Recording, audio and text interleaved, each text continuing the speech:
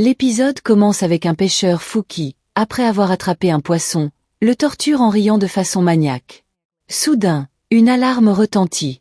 En regardant autour de lui, il aperçoit un énorme requin sous son bateau. À cet instant, il se sent mourir, mais contre toute attente, tout redevient normal comme si de rien n'était. Le requin disparaît et il découvre un mystérieux arbre bleu qu'il ramasse avec joie. La scène suivante se déplace sur la plage où des gens se détendent. Parmi eux, un homme nommé Yang surfe sur les vagues. Lorsqu'il sort de l'eau, 3 femmes l'attendent et lui offrent de l'eau. Il est clair qu'elles le trouvent attirant, car c'est un bel homme, mais Yang ne leur prête aucune attention et s'éloigne. On voit ensuite un groupe de filles jouer au handball. Le match est intense et une foule nombreuse les regarde. L'une des joueuses, Amy, est en possession du ballon dans les derniers instants de la partie, mais elle est distraite par un vieil homme et rate son lancer, ce qui entraîne la défaite de son équipe. L'entraîneur la réprimande et lui dit de se concentrer. Le championnat approche et en guise de punition, il la force à nettoyer la piscine. Plus tard, Amy parle au vieil homme qui se révèle être son grand-père. Elle le supplie de rentrer chez lui, mais on apprend qu'il souffre d'Alzheimer et ne se souvient de rien. Amy et son amie unie se dirigent ensuite vers les vestiaires pour se changer. Amy tente d'effrayer son amie en lui racontant qu'une fille s'est noyée dans la piscine et que son esprit hante encore les eaux, tuant quiconque s'y baigne. Uni est terrifiée, et Amy rit en quittant la pièce. Quand Uni essaie de la suivre, elle ne la trouve pas. Terrifiée, Uni l'appelle, mais Amy surgit soudainement de la piscine et attrape Uni par la jambe. Oi tombe à terre en hurlant, tandis qu'Amy rit, révélant que tout cela n'était qu'une blague pour effrayer son amie timide. Cependant, la situation prend une tournure plus sombre quand Uni aperçoit quelque chose nager derrière Amy. Paniquée, Uni s'enfuit, mais Amy la poursuit en l'assurant qu'il n'y a rien dans l'eau. Oi insiste sur le fait qu'elle a vu quelqu'un, alors Amy la ramène de force à la piscine. Ils se rendent à la piscine pour vérifier qu'elle est vide. Arrivés sur place, ils découvrent des empreintes de pas mouillés qui s'en éloignent. En les suivant, ils se retrouvent dans un débarras rempli de vieux équipements. En éclairant la pièce avec leur téléphone, ils aperçoivent quelque chose qui se déplace rapidement devant eux. Choqués, ils tombent à terre et, instinctivement, se prennent la main. Mais à leur grande horreur, ils réalisent qu'ils tiennent la main d'une créature mi-poisson, mi-humaine. Submergés par la peur, ils s'évanouissent. À leur réveil, le soleil se lève et la créature a disparu. Ils se souviennent alors qu'ils ont un match de handball et se précipitent sur la plage, mais le match se termine sans eux. Leur entraîneur, furieux, jette leur équipement et détruit tout sur son passage. Plus tard, Amy se souvient des événements de la nuit précédente et retourne au débarras pour confirmer ce qu'elle a vu. Mais elle n'y trouve rien. À la place, elle remarque un panneau « Défense d'entrée ». Ignorant l'avertissement, elle et Uni pénètrent dans la zone interdite où ils retrouvent la fille aperçue la veille. Cette fois, elle a des jambes humaines, mais elle est nue. Ils la couvrent rapidement. Ils la prennent avec un chiffon et l'emmènent chez eux. Ils la laissent dans la salle de bain pour qu'elle se nettoie, mais remarquent que le bas de son corps se transforme en queue de poisson dès qu'elle touche l'eau. Il devient évident qu'elle est une sirène. Ils lui demandent si elle parle et elle répond qu'elle comprend toutes les langues. Ils l'emmènent au salon pour discuter et apprennent que son corps reprend une forme humaine normale lorsqu'il est sec, mais redevient une sirène lorsqu'il est mouillé. Amy demande alors à la sirène ce qu'elle faisait là-bas. La sirène répond « La vie en mer est dure, c'est pourquoi je voulais partir et remonter à la surface. J'ai volé le requin de mon grand-père pour rejoindre le rivage, mais par erreur, un bateau a heurté une partie de ma queue. J'ai perdu cette partie et sans elle, je ne peux pas retourner auprès de ma famille et ils ne pourront pas me retrouver. » Pendant ce temps, on voit le pêcheur fou tenant le morceau de queue de la sirène. Il est ravi car il a enfin la preuve que les sirènes existent. Soudain, on frappe à sa porte. Il abandonne sa recherche de la sirène et va ouvrir. Le pêcheur, après avoir pris le colis et refermé la porte, rentre chez lui et constate la disparition de l'arbre bleu.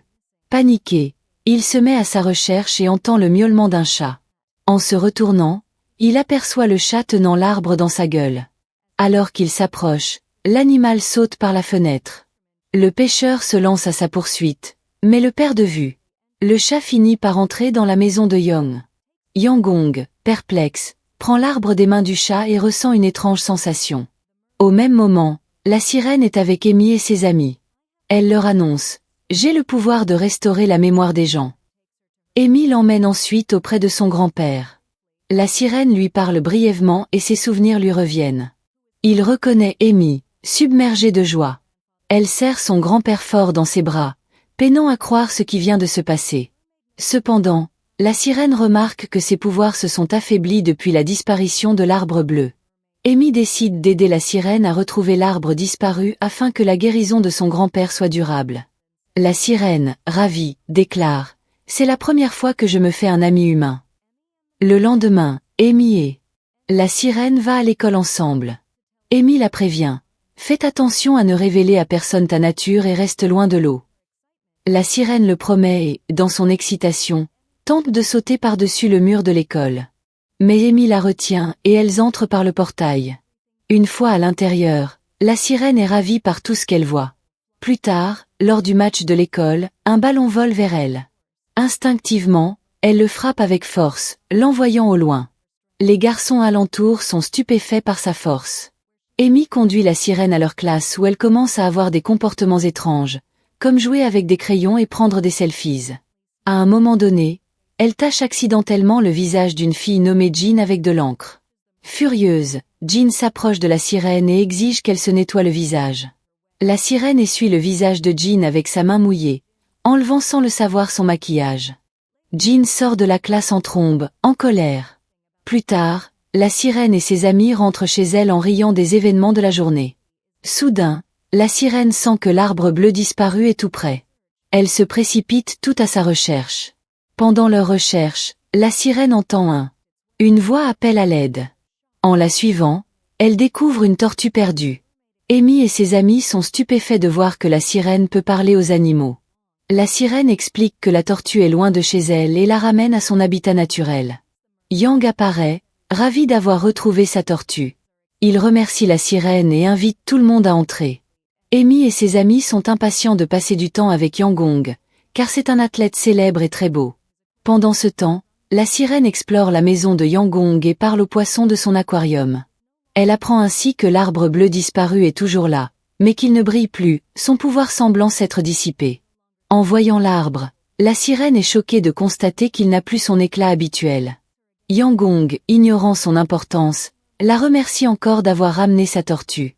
À peine la sirène s'assoit elle sur le canapé qu'un chat surgit. À sa vue, elle hurle de peur et s'enfuit, car les chats mangent du poisson.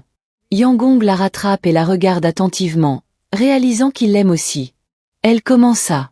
Amy et ses amis, surprises par ce qui vient de se passer, éprouvent de l'affection pour lui.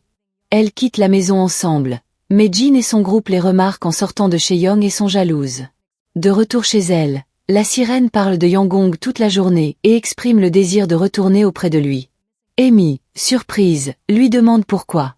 La sirène explique que la partie manquante de sa queue est avec Yang. Quand je l'ai serré dans mes bras, je l'ai senti, dit-elle. Elle commence à réfléchir à un moyen de la récupérer. Plus tard, en regardant le film Titanic, la sirène voit une scène où l'acteur principal embrasse l'actrice. Elle s'exclame « Je dois l'embrasser pour retrouver la partie manquante de moi ». Amy et ses amis, choqués et en colère, remettent en question son audace. Malgré leur réticence, elles essaient d'aider la sirène à se rapprocher de Yanggong, mais en vain, car Jean et son groupe sont déçus. Elle rentre chez elle ce soir-là.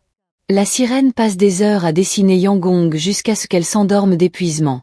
Le lendemain matin, Amy et ses amis se réveillent et découvrent les dessins de la sirène. Elles admirent son talent. Plus tard, elles vont à l'école et assistent à un cours de biologie marine. Le professeur se révèle être le pêcheur fou, et tous les élèves ont peur de lui à cause de son comportement étrange. Cependant, la sirène comprend ses cours et passe la journée à lui poser des questions, démontrant ainsi sa profonde connaissance de la vie marine. Le professeur, agacé par ses corrections incessantes, finit par lui demander de l'aider à disséquer un poisson. Horrifiée, la sirène entend le poisson la supplier de le sauver. Elle court pour interrompre la dissection et déclare que les poissons sont les amis des humains et qu'il ne faut pas leur faire de mal. Une bagarre éclate entre elle et le professeur.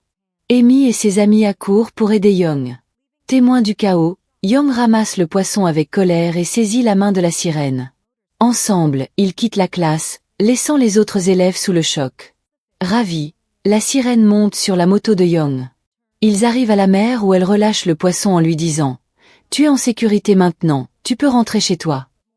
Elle remercie Yang pour son geste. Yanggong répond j'aime aussi les poissons, mais surtout, je t'aime parce que tu es spécial. Il la ramène chez elle avant de partir. La sirène lui donne un dessin qu'elle a fait et lui dit de le regarder en rentrant. Plus tard, Amy et ses amis rentrent et trouvent la sirène se prélassant dans la piscine. Elle leur raconte sa journée avec Young et comment elle l'a serré dans ses bras sur la moto. Soudain, ils entendent le grand-père d'Amy approcher. Craignant qu'il ne voie la queue de poisson de la sirène, elle plonge rapidement pour se cacher. Pendant ce temps, Young ouvre le tiroir chez lui et est ravi. Au même moment, le pêcheur fou ouvre son ordinateur portable avec un sourire sinistre, préparant visiblement un mauvais coup. Le lendemain, le groupe décide de partir en excursion à moto. Ils arrivent à la plage et installent des tentes pour un barbecue. La sirène remarque Young marchant sur le rivage avec Jin et devient jalouse. Plus tard dans la nuit, Yanggong emmène la sirène à la mer et lui offre un collier. La sirène le remercie et parle en langage de poisson. « Je t'aime ». Young ne comprend pas ses paroles, mais remarque son ton inhabituel. Elle s'endort à côté de lui cette nuit-là. Le lendemain matin, à son réveil, la sirène cherche Young. À ce moment-là, Young, sous l'eau, sa bouteille d'oxygène se vide et il perd connaissance. Soudain, la sirène apparaît et lui insuffle de l'oxygène par un baiser, lui sauvant la vie. Une fois qu'elle voit qu'il reprend conscience, elle retourne rapidement à la mer, laissant Yanggong derrière elle. À ce moment-là, Jin découvre le secret de la sirène et comprend qu'elle n'est pas une fille ordinaire. Le lendemain à l'école, Jin raconte à son ami ce qu'elle a vu, affirmant qu'il s'agit d'un monstre avec une grande queue. Personne ne la croit, mais le pêcheur qui a entendu la conversation la prend au sérieux. Plus tard, Yanggong parle à la sirène et lui confie « J'ai l'impression de t'avoir vu quand je me noyais, mais je pense que c'était mon imagination. » Il l'invite ensuite à une soirée dansante à la fin de la semaine. La sirène est ravie et accepte. De retour chez elle, elle parle de l'invitation à ses amis et leur demande de l'aider à choisir une belle tenue. Les jours passent et Yanggong et la sirène se rapprochent, passant de plus en plus de temps ensemble. Pendant ce temps, Amy et son ami s'entraînent pour réintégrer leur équipe de handball. Leur entraîneur les avertit. « C'est votre dernière chance », pense Uni. Nerveuse et incertaine de pouvoir terminer le match, la sirène donne à Uni une potion spéciale, lui assurant qu'elle l'aidera à se concentrer sur ses objectifs. Uni la boit et ressent une montée d'énergie. Le match commence et Amy et son ami jouent bien, mais la rencontre est difficile. Les deux équipes sont à égalité jusqu'aux dernières minutes. Amy passe le ballon à son ami juste avant qu'il ne touche le sol. Revigorée, son ami marque le but de la victoire, assurant le succès de leur équipe. Tout le monde, y compris l'entraîneur, est ravi et décide de participer à tous les tournois à venir. De retour chez elle, Uni attribue leur victoire à la sirène. Cependant, Amy révèle que la potion qu'elle lui a donnée n'était que de l'eau vampirique. Elle l'a trompée en lui faisant croire en elle.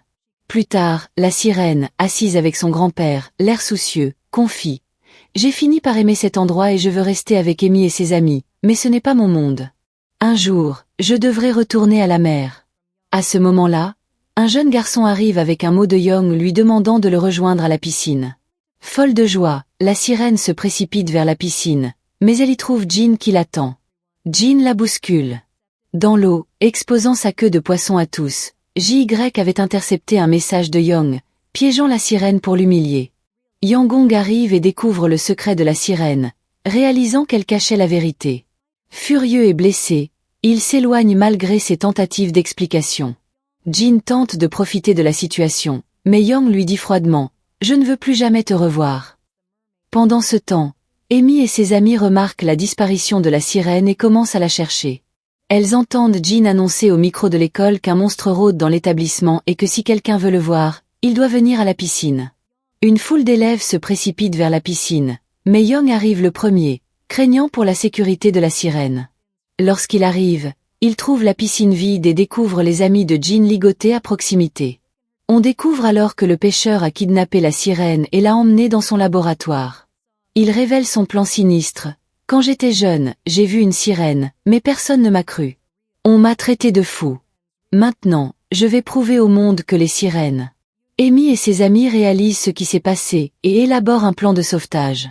Uni se déguise en livreuse pour distraire le pêcheur pendant qu'Amy se faufile dans le laboratoire pour libérer la sirène. Malheureusement, le pêcheur découvre leur plan et capture Oi, l'enfermant dans le laboratoire. Yuni tente de se défendre mais est assommé. Le pêcheur se tourne vers Amy, prête à attaquer, mais la sirène le mord à la main, l'arrêtant net. À ce moment, un apparaît derrière le pêcheur et le frappe à la tête, leur permettant de s'échapper du laboratoire. Pendant ce temps, Y est à la fête et cherche la sirène partout, mais il ne la trouve pas. Jin saisit l'occasion et demande à Yang de danser, ce qu'il accepte à contre-cœur. Jin remporte le prix de la soirée. Ravie de son succès, la sirène arrive à ce moment précis. Elle monte sur scène et déclare « Je suis venue dire au revoir à quelqu'un de très spécial pour moi ». Elle commence à chanter de sa belle voix, captivant tout le monde. Yang se remémore tous les merveilleux moments qu'ils ont partagés et réalise qu'il l'aime. Peu importe qui elle est, ses amis Amy et Wa sont émus aux larmes. Elles tiennent beaucoup à la sirène et la considèrent comme une véritable amie. Elles ne veulent pas qu'elle parte. Lorsque la sirène termine sa chanson déchirante, le public est stupéfait et applaudit sa voix incroyable. Soudain, le pêcheur fait irruption, un pistolet à eau déguisé en pistolet à eau à la main. Il crie « Tu ne peux plus cacher ce que tu es ». Mais au moment où il tente de la confronter, le grand-père de la sirène apparaît et frappe le pêcheur à la tête, le mettant hors d'état de nuire. La sirène remercie son grand-père de l'avoir sauvé. Elle se tourne vers Yang et lui fait ses adieux, réalisant ce qu'elle représente pour lui. Yang la poursuit, déterminée à lui avouer ses sentiments. Mes amis l'acclament, applaudissant et l'encourageant dans sa course. Yang rattrape la sirène près de la plage et l'emmène dans l'eau. Il lui dit « Je t'aime pour ce que tu es, quoi qu'il arrive ». La sirène est submergée de joie et dit à Yang qu'elle ressent la même chose.